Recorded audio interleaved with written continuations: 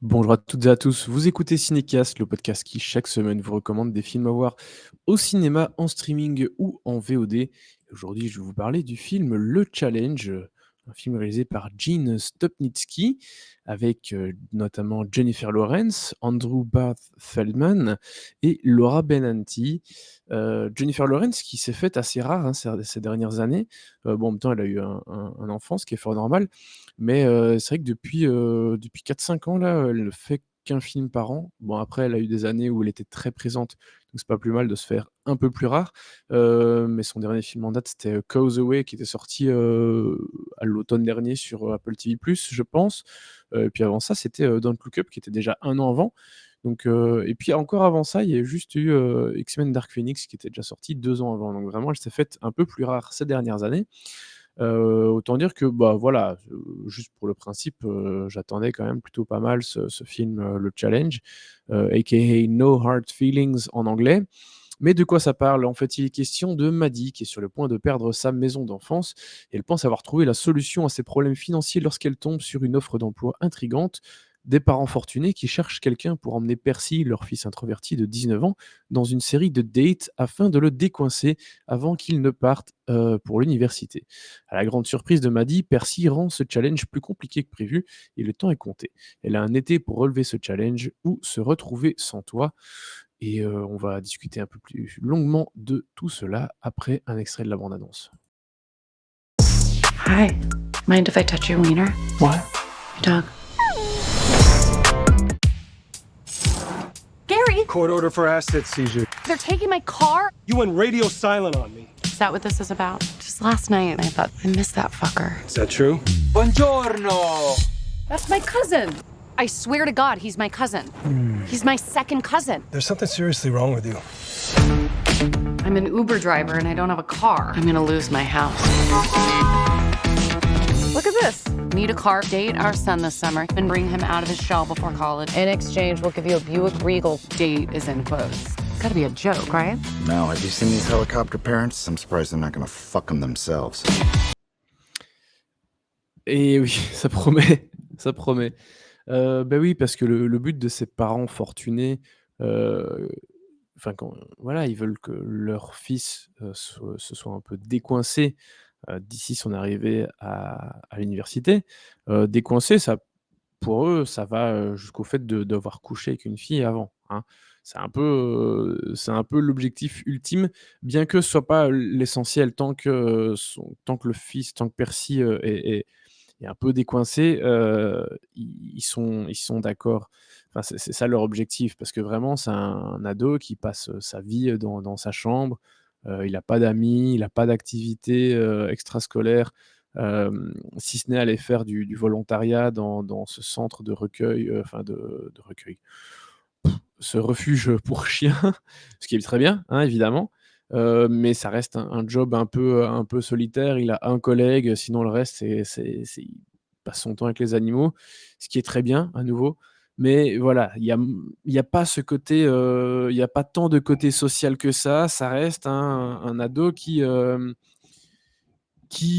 n'a pas vraiment de vie et qui n'a pas vécu grand-chose, avant son arrivée à l'université. Alors certes, c'est à l'université qu'on découvre beaucoup de choses, mais lui, enfin en tout cas pour ses parents, il a même pas les expériences de lycée en fait, à peu de choses près. Il a jamais eu de copine, voilà, quasi pas d'amis, donc c'est un peu, c'est un peu triste et dans le fond, je pense que la volonté des parents est assez compréhensible, hein. Tu pas envie que ton enfant, soit un peu reclus, soit replié sur lui-même, qu'il ait pas d'envie, de découvrir autre chose, de faire ses propres erreurs, hein, que ce soit l'alcool et cetera, hein, enfin, les choses habituelles. Donc la démarche des parents quelque part, elle est compréhensible. Là où évidemment il y a ce petit truc un peu éthique qui vient titiller, c'est le fait qu'ils aillent demander à une fille, trentenaire. Bon alors dans leur annonce évidemment, ils demandent à une fille, qui a un peu plus de 20 ans, hein, entre 20 et 25. Le personnage de Jennifer Lawrence, il a 32 ans, ce qui est l'âge de Jennifer Lawrence dans la vraie vie, hein, il triche pas par rapport à ça. Et donc il y a ce petit truc un peu, bah, elle a besoin de sous et donc elle va accepter cette mission pour essayer de décoincer le coco, le plus vite possible afin d'avoir cette voiture parce que la sienne a été embarquée par la fourrière. Enfin bref, elle a besoin de thunes, elle veut sauver sa maison, qui est la maison de sa mère qui est décédée, qu'elle veut garder absolument enfin dans cette ville de Montauk. Montauk qui est un peu, c'est une espèce de station balnéaire, pour, américains friqués qui est pas très loin de New York. Donc c'est vraiment un truc un peu populaire en été, c'est plein de touristes et puis tout le monde se casse après la fin de l'été. Mais voilà, elle veut rester là, elle veut rester, avec sa maison, donc c'est important de la sauver.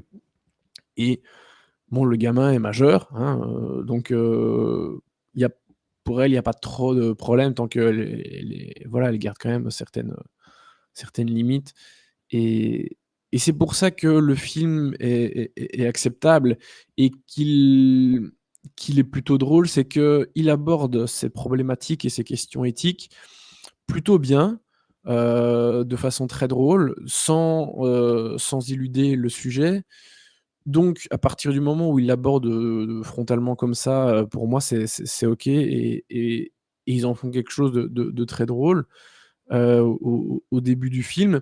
Évidemment, plus le film avance, plus, les personnages, se lient et donc elle s'enfonce dans son mensonge, et en tant que spectateur, on attend tous le moment où évidemment le gamin va comprendre, enfin je dis le gamin, il a 19 ans quand même, hein, mais bon, où le gars, Percy va se rendre compte, de la supercherie et du fait que ses parents ont demandé à quelqu'un, de le décoincer machin.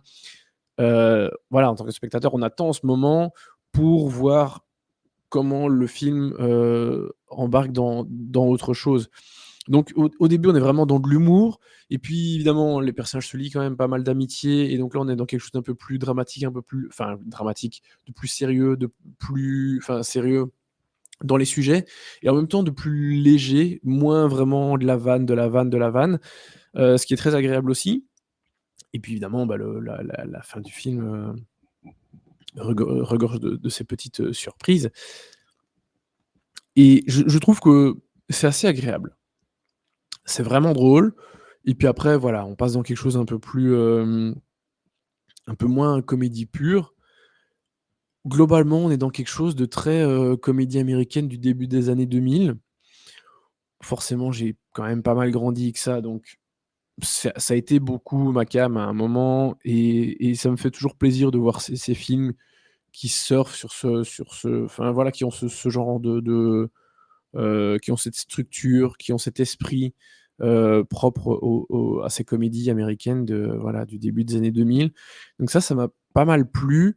C'est pas un film incroyable, hein, mais je trouve que les différents sujets dont ça veut parler, ça le parle plutôt bien, hein. Le fait, d'avoir des parents, qui surprotègent leur enfant, mais qui en même temps, veulent, le voir, s'émanciper. Ça parle plutôt bien aussi des différents sujets de classe, hein, de la gentrification, du fait que Montauk, bah, même pour les gens qui vivent là toute l'année, ça devient impayable parce que, les riches achètent, des maisons, des secondes résidences et cetera, que ça fait monter les prix. Donc en fait, mine de rien, le film aborde pas mal de sujets plus ou moins en surface ou en profondeur, hein, ça dépend des sujets.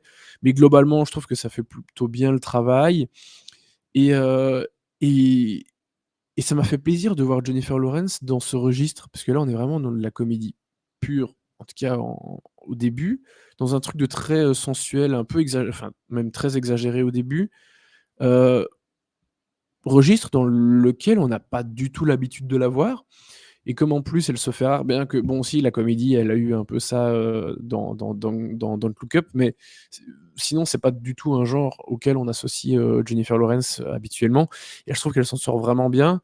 Elle est assez drôle, elle est assez touchante dans la relation qu'elle a avec, le personnage de Percy, qui est très bien joué par, Andrew Barth, Feldman, hein, voilà, je trouve que le gars il fait un bon job et voilà, ça donne une petite comédie assez sympathique qui fait assez bien son travail et devant laquelle on passe un bon moment.